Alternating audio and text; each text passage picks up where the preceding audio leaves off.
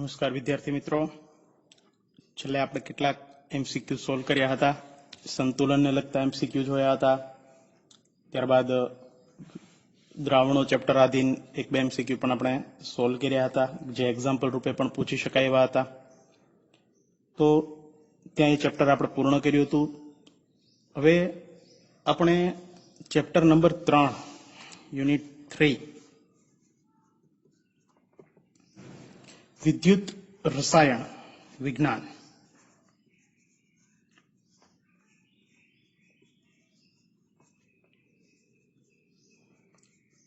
આ ચેપ્ટરનો અભ્યાસ આપણે કરવાનો છે.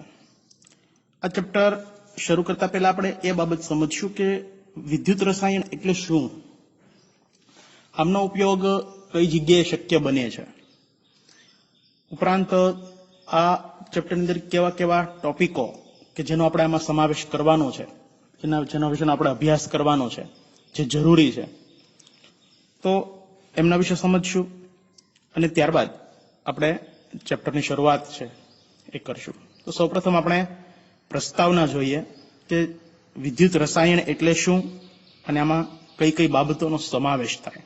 તો થોડુંક નામ પરથી આપણે સમજી શકીએ કે વિદ્યુત રસાયણ વિજ્ઞાન બે શબ્દોના જોડાણથી બન્યો છે, વિદ્યુત અને રસાયણ વિજ્ઞાન. તો એવો રસાયણ વિજ્ઞાનનો એવો અભ્યાસ કે જેની અંદર આપણે વિદ્યુત વિશેની વાત કે એવા રાસાયણિક ફેરફારો કે જે વિદ્યુત સાથે સંકળાયેલા છે આડકતરી રીતે, તો એમના લગતા જે કાંઈ ટોપિકો છે એમનો અભ્યાસ આ ચેપ્ટરની અંદર કરવાનો છે. તો વિદ્યુત રસાયણ વિજ્ઞાન એટલે શું એ થોડુંક તમને સામાન્ય માહિતી મળી. ઉપરાંત આપણે એવું પણ કહી શકીએ કે ઘણી બધી એવી રાસાયણિક પ્રક્રિયાઓ કે જે આપમેળે થાય છે અને ઉર્જા ઉત્પન્ન થાય છે.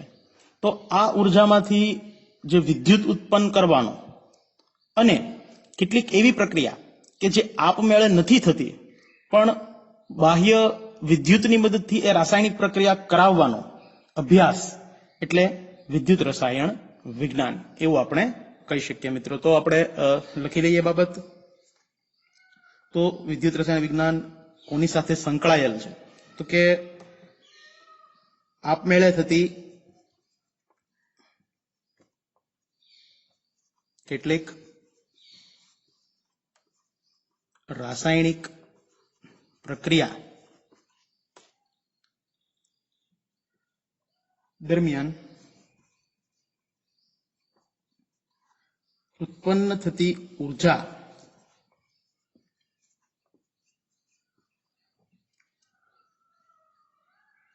નો વિદ્યુત માં રૂપાંતર તથા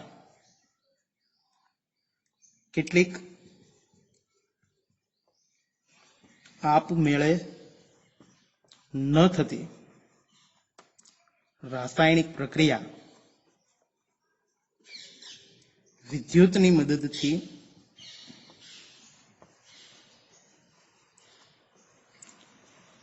કરાવવાનો અભ્યાસ એટલે વિદ્યુત રસાયણ વિજ્ઞાન. તો તમને થોડી વિદ્યુત રસાયણ વિજ્ઞાનની વ્યાખ્યા સમજાય હશે કે વિદ્યુત રસાયણ વિજ્ઞાન કોની સાથે સંકળાયેલું છે મિત્રો. તો આ એક સામાન્ય વ્યાખ્યા થઈ. આ ઉપરાંત ઘણા બધા એવા ઉપયોગો પણ છે કે જે વિદ્યુત રસાયણ વિજ્ઞાન સાથે સંકળાયેલા છે. તો ઉદ્યોગોની અંદર પણ ખૂબ મોટા પાયે વિદ્યુત રસાયણ વિજ્ઞાનના સિદ્ધાંતોનો ઉપયોગ કરી અને કેટલીક ધાતુઓ છે, સોડિયમ હાઇડ્રોક્સાઇડ છે, ક્લોરીન વાયુ છે, ફ્લોરીન વાયુ છે, આ મેં જે નામ લીધા એ ટાઈપના ઘણા બધા એવા રસાયણો એ વિદ્યુત રસાયણના સિદ્ધાંતોનો ઉપયોગ કરી અને મેળવવામાં આવે છે મિત્રો. તો આ એક એની સિદ્ધિ પણ આપણે ગણી શકીએ. લખીએ આપણે જે સમજ્યા તે. વિદ્યુત રસાયણ વિજ્ઞાનના સિદ્ધાંતોનો અભ્યાસ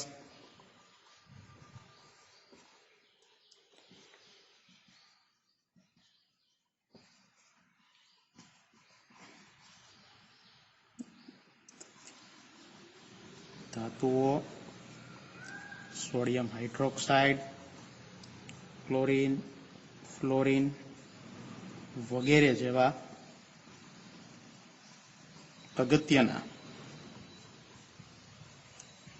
રસાયણો બનાવવા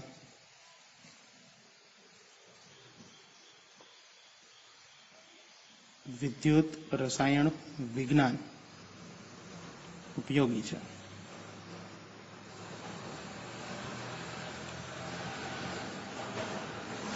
તો આપણે એક વાત કરી કે ઉદ્યોગોની અંદર પણ વિદ્યુત રસાયણ વિજ્ઞાન ખૂબ આગવું મહત્વ ધરાવે છે. આ ઉપરાંત આપણા રોજિંદા જીવનમાં પણ વિદ્યુત રસાયણના ખૂબ એવા ઘણા બધા ઉપયોગો છે એ રહેલા છે. દાખલા તરીકે આપણે ખૂબ એનો ઉપયોગ કરતા હોઈએ તો બેટરી છે, બરાબર, અથવા તો આપણે જેને બળતણ કોષ અલગ અલગ પ્રકાર કે જ્યાંથી આ ઉર્જા બની અને આપણા ઘર સુધી પહોંચે છે લાઇટ, તો આ વિદ્યુત કે જે આવા જ સિદ્ધાંતો સાથે સંકળાયેલું છે. મોટા મોટા થર્મલ મથકો છે, બરાબર, અણુવીજ મથકો છે, ત્યાં રાસાયણિક પ્રક્રિયાઓ કરી, કોલસાનું દહન કરી અને અથવા તો અણુ જે કાંઈ પેલા અણુઓ પેલા છે ન્યુક્લિયર અણુઓ, તો આ ન્યુક્લિયર અણુઓ પર ન્યુટ્રોનનો મારો ચલાવી ન્યુક્લિયર ફિશન પ્રક્રિયાથી ઉર્જાનું જે ઉત્પન્ન થાય તે ઉર્જા આપણા ઘર સુધી પહોંચાડવી, અથવા તો થર્મલ વિદ્યુત મથકોની અંદર મેં વાત કરી એમ કોલસાનું દહન કરી અને વિદ્યુત ઉત્પન્ન થાય તે વિદ્યુત આપણા સુધી પહોંચાડવું. તો આ બધું પણ આપણા રોજિંદા જીવન સાથે સંકળાયેલી બાબતો છે. તો એ પણ વિદ્યુત રસાયણનો જ એક ઉપયોગ છે, એ આપણે ગણી શકીએ છીએ. મિત્રો, આ ખૂબ અગત્યનું એટલા માટે છે કે વિદ્યુત રસાયણ છે એ ઇકો ફ્રેન્ડલી છે, એટલે કે એનાથી સક્ષમ એવો ઉર્જાનો જથ્થો પણ ઉત્પન્ન થાય છે અને એનાથી પ્રદૂષણ પણ ઓછું ફેલાતું હોય છે. તો એટલે આપણે એને ઇકો ફ્રેન્ડલી એટલે કે પ્રદૂષણ ઓછું ફેલાવે એવું આપણે એમને કહી શકીએ છીએ. તો આ રસાયણ વિજ્ઞાનનો અભ્યાસ ખૂબ મહત્વનો છે. જોઈએ એમના વિશે લખીએ.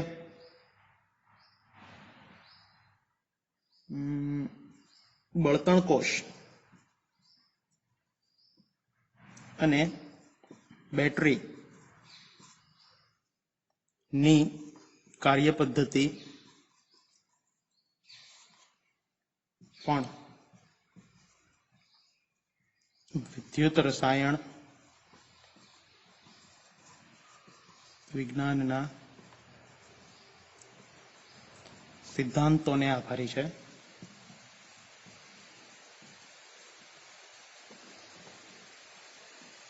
જે પ્રદૂષણ મુક્ત અને સક્ષમ ઉર્જા પૂરી પાડે છે. તો આ સામાન્ય બાબત થઈ. આ ઉપરાંત આપણા શરીરની વાત કરીએ એમાં પણ રસાયણ વિજ્ઞાન છે, વિદ્યુત રસાયણ વિજ્ઞાન એ ખૂબ અગત્યનો ફાળો આપે છે. આપણા મગજ સુધી જે સંદેશો પહોંચે છે અથવા તો મગજમાંથી સંદેશો છે એ અન્ય અંગ સુધી પહોંચે છે, એટલે કે સંવેદી ચેતાઓનું જે કંઈ કાર્ય છે એ પણ આ વિદ્યુત રસાયણના અભ્યાસને જ આભારી છે. તો મગજ સુધી પહોંચતો સંદેશો કે જે સંવેદી ચેતાકોષો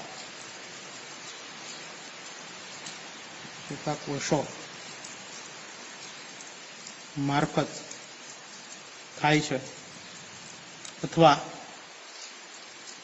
આથી વિરુદ્ધ ઘટના પણ વિદ્યુત રસાયણ વિજ્ઞાનના અભ્યાસને વિશાળ ક્ષેત્ર પૂરું પાડે છે.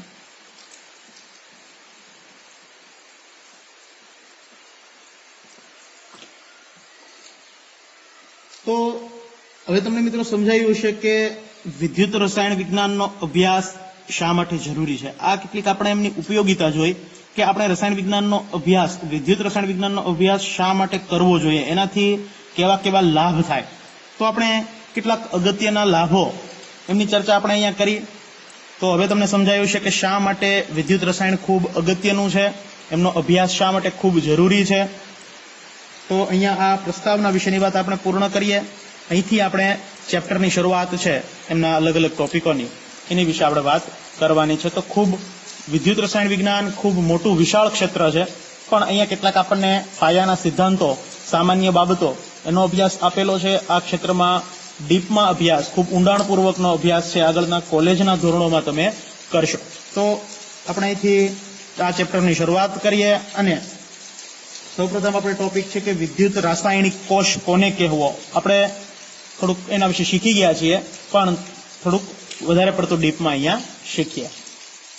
તો આ ચેપ્ટરની શરૂઆત આપણે વિદ્યુત રાસાયણિક કોષથી કરીએ.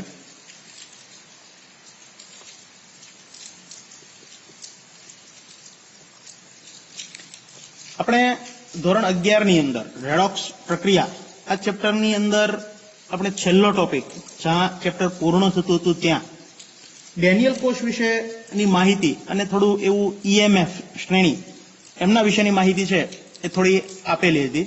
ત્યાં આપણે સમજ્યા હતા અને સાથે સાથે કેટલુંક પ્રેક્ટિકલથી પણ એ બાબત આપણે સમજ્યા હતા. EMF શ્રેણી વિશેની બાબત પણ આપણે ખબર હોય તો બીકરની અંદર કોપર સલ્ફેટનું દ્રાવણ ભરી એમાં ખીલી ઉમેરવાનો પ્રયાસ કર્યો હતો. પછી ફેરસ સલ્ફેટના દ્રાવણમાં પણ કોપરનો સળિયો ડુબાડ્યો હતો. સિલ્વર નાઇટ્રેટના દ્રાવણમાં કોપરનો સળિયો ડુબાડ્યો હતો. આવા ઘણા બધા અલગ અલગ પ્રકારના બીકરોની અંદર દ્રાવણો લઈને અલગ અલગ પ્રકારના આપણો અભ્યાસ છે એ ત્યાં કર્યો હતો. તો એ EMF શ્રેણી વિશેની વાત હતી. તો એ થોડું અહીંયા રિવિઝન છે એ થાય છે. ત્યારે જયારે આપણે સમજતા હતા ત્યારે પણ મેં તમને કીધું હતું કે આના વિશેનો વિસ્તૃત માહિતી આપણે ધોરણ 12 ની અંદર વિદ્યુત રસાયણનું ચેપ્ટર છે ત્યાં આપણે શીખશું. તો આ વિદ્યુત રાસાયણિક કોષ વિશે આજે આપણે શીખવાનું છે. તો વિદ્યુત રાસાયણિક કોષ એટલે શું? આપણે સામાન્ય રીતે ઝિંક અને કોપર આ બંને ધાતુઓની મદદથી અને આ બંનેના દ્રાવણોની મદદથી એક વિદ્યુત રાસાયણિક કોષ બનાવવાનો પ્રયત્ન કરીએ અને સમજીએ કે આમાં એ કોષ કઈ રીતે કાર્ય કરે છે અને એની અંદર રેડોક્સ પ્રક્રિયા કેવી રીતે શક્ય બને છે. તો એક પાત્ર લઈએ આપણે. આ પાત્રની અંદર એક ઉદાહરણ તરીકે બીકર. તો આ બીકરની અંદર દ્રાવણ ભરી દઈએ, ઝિંકનો ક્ષાર.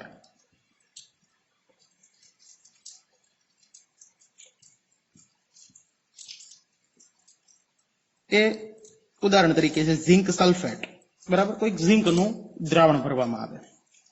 બાજુમાં બીજું પાત્ર એવું જ લઈ, બીજું બીકર લઈ અને એમની અંદર કોપરનો ક્ષાર ભર્યા.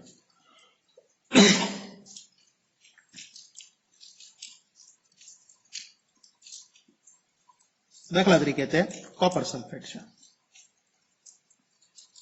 એક મિત્રો ખૂબ સમજો કે અહીંયા જે ઋણાયન હોય છે એ જ ઋણાયન વાળો ક્ષાર છે એ અહીંયા કોપરનો લેવાનો છે.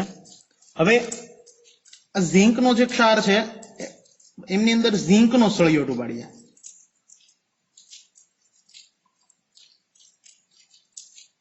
Zn નો સળિયો. અને આ બાજુ જે કોપરનું પાત્ર હતું એમની અંદર કોપરનો સળિયો ડુબાડીએ.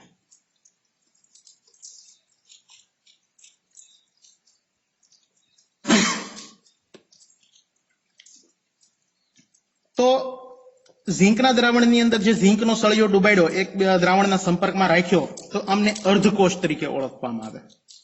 એવી જ રીતે કોપરના સળિયા દ્રાવણની અંદર કોપરનો સળિયો ડુબાડી રાખ્યો તો એમને બીજો અર્ધકોષ કહેવામાં આવે છે. આ બંને અર્ધકોષોને જો એકબીજા સાથે જોડી દેવામાં આવે તો સંપૂર્ણ કોષની રચના થાય છે. તો આ બંને જે સળિયા છે એમને વાહક તારની મદદથી એકબીજા સાથે આપણે જોડી દઈએ. હવે આ બંને જોડવાથી મિત્રો આપણું અહીંયા કાર્ય પૂર્ણ નથી થઈ જતું, પણ આખો પરિપથ પૂર્ણ કરવા માટે એક ક્ષાર સેતુની જરૂર પડે છે. તો એક યુ આકારની નળી લઈ, દાખલા તરીકે આ યુ આકારની નળી છે. આ યુ આકારની નળીની અંદર એમોનિયમ ક્લોરાઇડ અથવા તો પોટેશિયમ નાઇટ્રેટ અથવા તો પોટેશિયમ ક્લોરાઇડ અથવા તો એમોનિયમ ક્લોરાઇડ નું દ્રાવણ ભરવામાં આવે છે. અને એમના બંને જે ભાગ છે, ખુલ્લા ભાગ, એમને રૂ અથવા તો ગ્લાસ વૂલની મદદથી પેક કરી દેવામાં આવે છે. તો આ ક્ષાર સેતુ, જેને ક્ષાર સેતુ તરીકે ઓળખવામાં આવે છે, તો આ ક્ષાર સેતુને આ બંનેની અંદર આ રીતના ઉલટો છે એ ડુબાડવામાં આવે છે.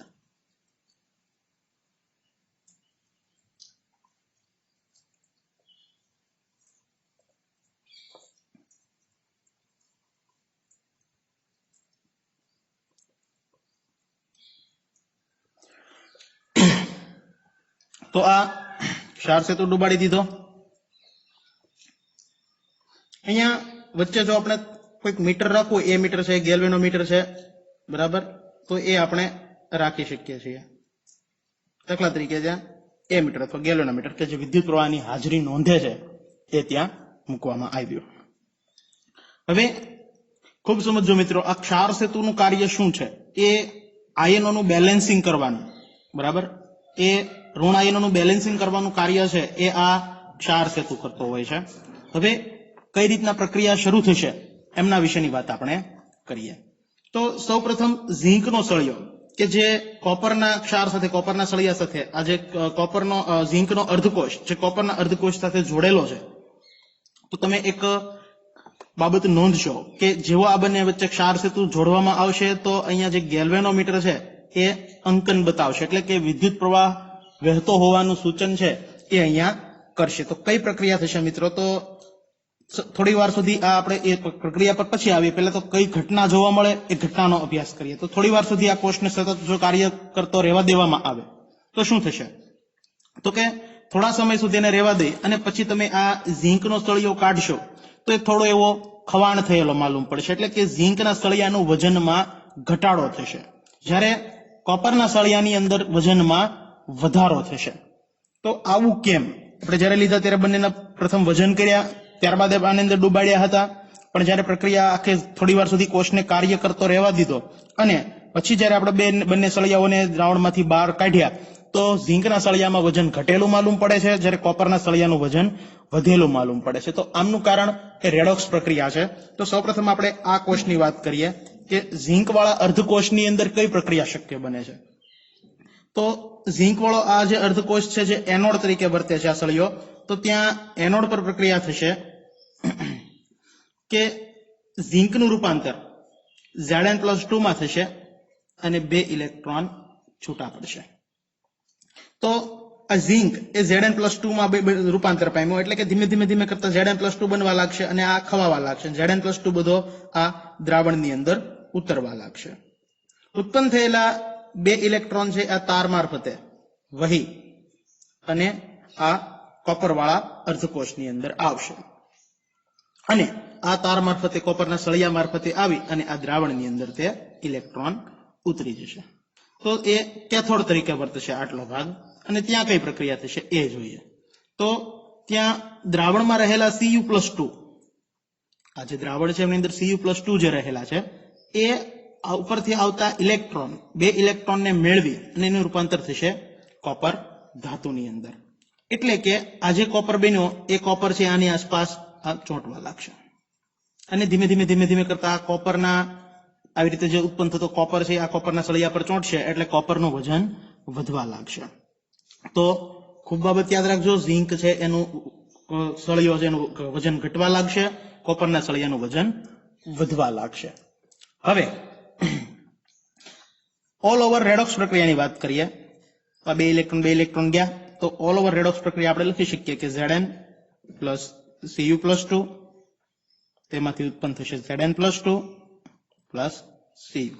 તો આખી આ પ્રક્રિયા થઈ અને વિદ્યુત રાસાયણિક કોષ છે એ કાર્ય કરશે.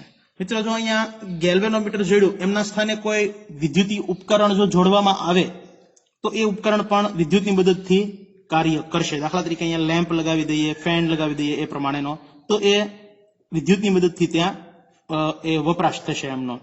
તો આ વિદ્યુત રાસાયણિક કોષ જે રાસાયણિક પ્રક્રિયાઓ અથવા તો રાસાયણિક ઉર્જા એનું રૂપાંતર વિદ્યુત ઉર્જામાં કરે છે, તો આવા કોષને વિદ્યુત રાસાયણિક કોષ તરીકે ઓળખવામાં આવે છે. ખૂબ આમની કાર્ય પદ્ધતિ યાદ રાખવાની છે મિત્રો. હવે શું થશે ખૂબ સમજો કે અહીંયા Zn+2 આ દ્રાવણની અંદર ઉતરવા લાગ્યા, એટલે કે અહીંયા ઝીંકનું પ્રમાણ વધવા લાગ્યું. આ દ્રાવણની અંદર આ બાજુના ભાગમાં Zn+2 વધશે જ્યારે અહીંયા શું થયું હતું, Cu+2 છે અહીંયા આની પર ચોંટવા લાગ્યા હતા, એટલે કે આ Cu નો સળિયો તો આમનેમ જ છે, પણ આ જે કોપર સલ્ફેટનું દ્રાવણ હતું એમાં રહેલા Cu+2 હતા એ ચોંટવા લાગ્યા, એટલે કે આ બાજુ SO4-2 વધશે, તો આ બાજુના ભાગમાં Zn+2 વધે છે, આ ભાગમાં SO4-2 વધે છે, તો આ SO4 અને Zn+2 આ બંનેનું નિયમન છે એ આ ક્ષાર સેતુ મારફતે થાય છે, અને એમની બંનેની સાંદ્રતાઓ એ જાળવી રાખે છે, સોરી સાંદ્રતા નહીં પણ એમનો જે કાંઈ આયનોનું જે સંતુલીકરણ છે એ આ પેલો ક્ષાર સેતુ છે એ એનું નિયમન કરવાનું કાર્ય કરે છે. તો આવી રીતના આ વિદ્યુત રાસાયણિક કોષ છે એ આ સિદ્ધાંત પર આવી રીતે કાર્ય કરે છે.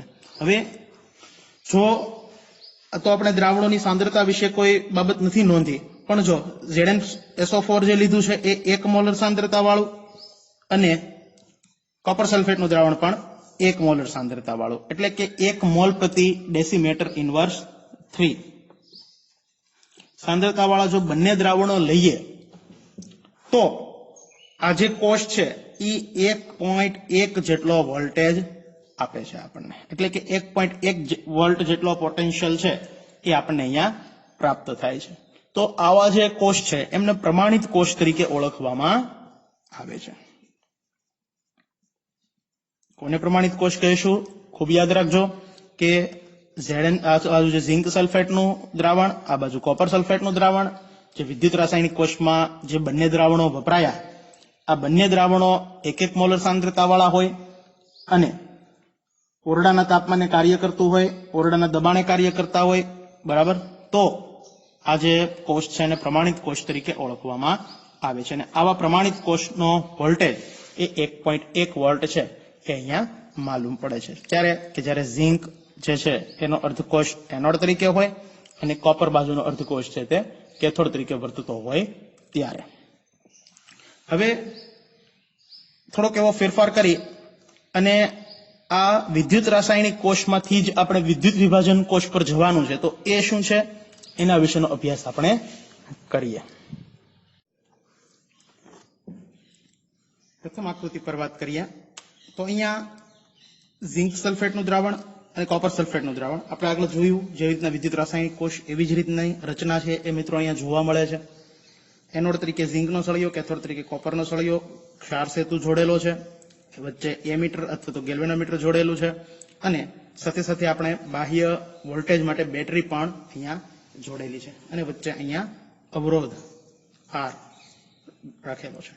હવે અહીંયા આપણે અવરોધનું મૂલ્ય વધારે રાખેલું છે, તમે જોઈ શકો છો કે અવરોધનું મૂલ્ય વધુ હોવાથી બાહ્ય EMF નું મૂલ્ય ઓછું છે.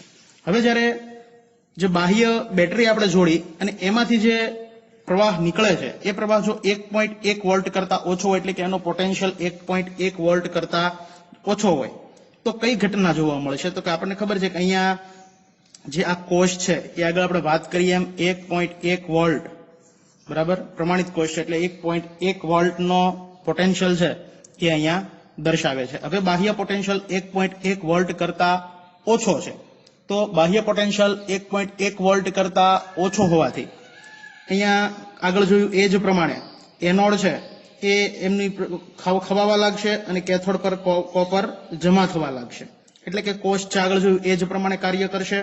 અને કઈ ઘટના જોવા મળશે તો આપણે અહીંયા નીચે લખેલું છે કે જ્યારે બાહ્ય EMF એટલે કે E એક્સટર્નલ બાહ્ય EMF જો આપણે 1.1 વોલ્ટ કરતા બાહ્ય પોટેન્શિયલ ઓછો હોય તો શું થશે? તો કે ઇલેક્ટ્રોન ઝિંકના સળિયા પરથી કોપરના સળિયા પર વહે છે, તેથી વિદ્યુત પ્રવાહ કોપરથી ઝિંક તરફ વહેશે.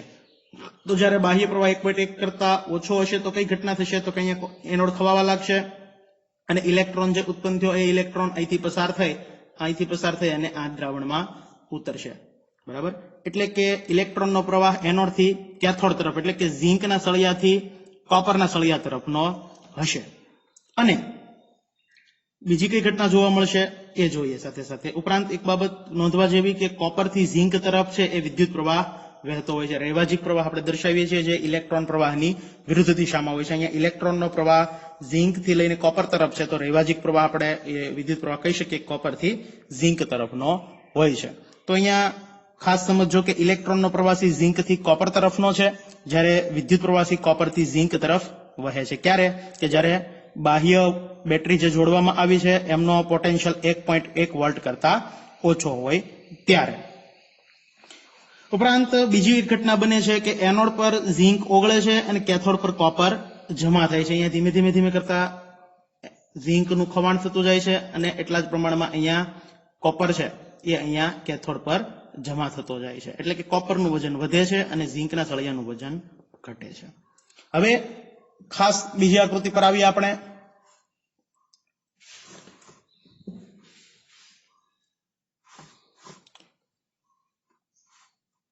અહીંયા અવરોધમાં ઘટાડો કરવામાં આવ્યો. જો મિત્રો, અહીંયા અવરોધ વધારે હતો, આ કળ થોડીક અહીંયા નજીક લાવવામાં આવ્યો, એટલે કે અવરોધમાં ઘટાડો કર્યો. સ્વાભાવિક છે કે તમે ફિઝિક્સમાં પણ ભણતા હશો કે અવરોધમાં ઘટાડો કરવાથી પોટેન્શિયલમાં વધારો થાય છે. V = IR સૂત્રથી પણ તમે પરિચિત હશો જ.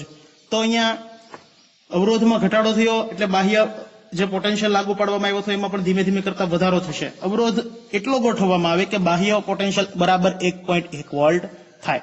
તો જ્યારે બાહ્ય પ્રવાહ 1.1 વોલ્ટ થાય અને આપણે જાણીએ છીએ કે અહીંયા પ્રમાણિત કોષ જે લેવામાં આવ્યો એમનો પણ પોટેન્શિયલ 1.1 વોલ્ટ છે. એટલે કે બાહ્ય પોટેન્શિયલ અને આપણે જે કોષ જોડ્યો એમનો પોટેન્શિયલ બંને જો સમાન થઈ જશે ત્યારે વહેતો પ્રવાહ પણ કેવો થઈ જશે? શૂન્ય થઈ જશે. ત્યારે અહીંયા કઈ ઘટના જોવા મળશે કે જ્યારે બાહ્ય પોટેન્શિયલ બરાબર 1.1 વોલ્ટ હોય ત્યારે તો ઇલેક્ટ્રોન કે વિદ્યુત પ્રવાહ વહેશે નહીં અને બીજું કે રાસાયણિક પ્રક્રિયા થશે નહીં. મિત્રો, તો અહીંયા કોઈ પણ જાતની રાસાયણિક પ્રક્રિયા થતી નથી.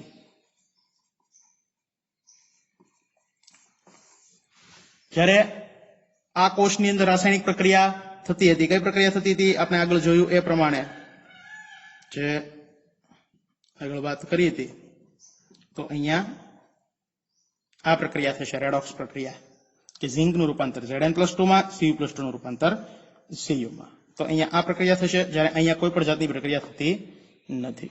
હવે હજી આપણે થોડો ફેરફાર કરીએ અને નોંધીએ તો બાહ્ય પોટેન્શિયલ છે જો 1.1 વોલ્ટેજ કરતા વધારવામાં આવે, 1.1 વોલ્ટેજ કરતા બાહ્ય પોટેન્શિયલ જો વધારીએ તો કઈ ઘટના જોવા મળે એ પણ આપણે આકૃતિ સાથે સમજીએ. હવે જોઈએ ત્રીજા પ્રકારની ત્રીજી આકૃતિ. તો અહીંયા બાહ્ય EMF એટલે કે બાહ્ય પોટેન્શિયલ જે બેટરી વડે આપવામાં આવે છે 1.1 વોલ્ટ કરતા વધારવામાં આવ્યો છે. અહીંયા જોજો મિત્રો, અહીંયા અવરોધમાં ઘણો બધો ઘટાડો કરી નાખ્યો. તો પ્રથમ વખતે અવરોધ અહીંયા હતો 1.1 કર્યો ત્યારે અહીંયા, અત્યારે અહીંયા, એટલે કે અવરોધ ઘણો ઘટાડી નાખ્યો. અવરોધ ઘટાડવામાં આવ્યો એટલે બાહ્ય બેટરી વડે આવતો પોટેન્શિયલમાં પણ વધારો થયો જે 1.1 વોલ્ટ કરતા વધી ગયો. તો જો 1.1 વોલ્ટ કરતા પોટેન્શિયલમાં જો વધારો થાય તો અહીંયા જે આ કોષ જે કાર્યરત છે એ આગળ જે આપણે વાત કરી હતી એના કરતા વિરુદ્ધ કાર્ય કરશે. કઈ રીતે કાર્ય કરશે? તો કે અહીંયા જે ઝીંક સલ્ફેટનું દ્રાવણ હતું અને ઝીંકનો સળિયો કે જે એનોડ તરીકે વર્તતો એના બદલે આ જે ઝીંકનો સળિયો છે બરાબર અને ઝીંકનો જે અર્ધકોષ છે તે કેથોડ તરીકે વર્તવા લાગશે અને આ બાજુ જે કોપરનો ભાગ હતો આટલો અર્ધકોષ કે જે કેથોડ તરીકે વર્તતો તે એનોડ તરીકે વર્તવા લાગશે. એટલે કે આગળ જે ઘટના જોઈ હતી એનાથી વિરુદ્ધ ઘટના જોવા મળશે. તો અહીંયા ઇલેક્ટ્રોનનો પ્રવાહ છે એ આપણે આગળ વાત કરી હતી ઝીંક થી કોપર તરફનો, તો પણ અહીંયા ઉલટાઈ જશે. બાહ્ય એ વોલ્ટેજ વધુ હોવાથી અહીંયા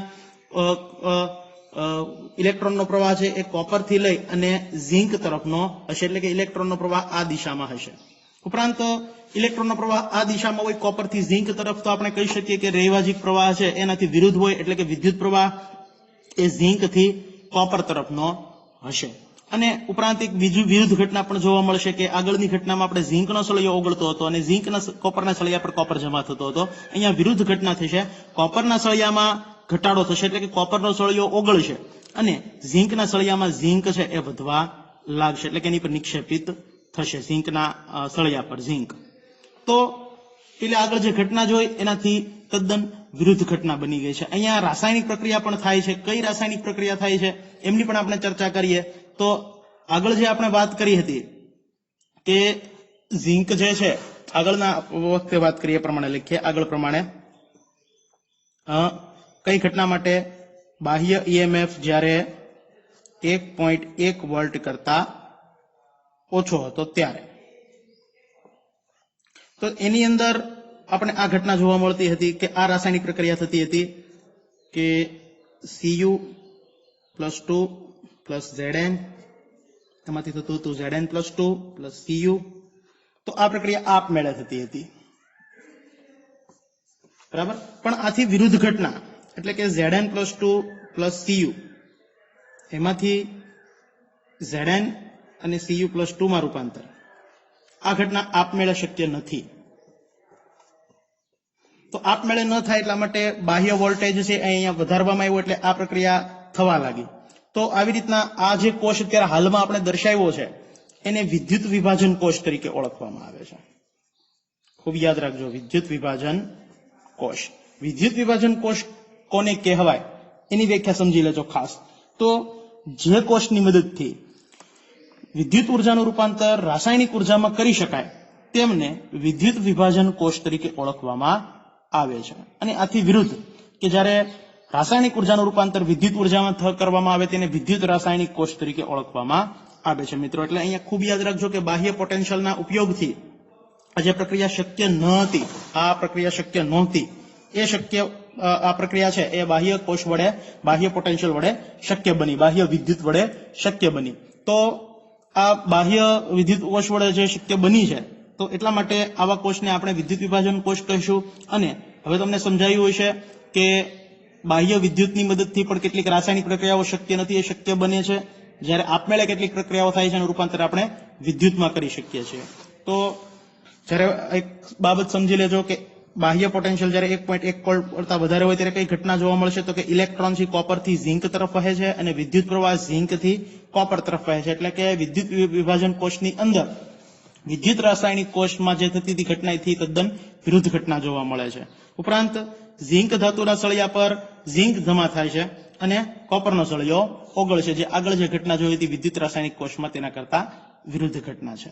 તો આ ત્રણેય કોષો વિશે તમને સમજાયું હશે કે બાહ્ય પોટેન્શિયલની મદદથી આપણે વિદ્યુત વિભાજન કોષ પણ બનાવી શકીએ, વિદ્યુત રાસાયણિક કોષ પણ બનાવી શકીએ છીએ. બંનેના અલગ અલગ ઉપયોગો એ એમના કાર્યક્ષેત્રને વધુ સફળ બનાવે છે, મજબૂત બનાવે છે, વધારે સિદ્ધાંતપૂર્ણ બનાવે છે.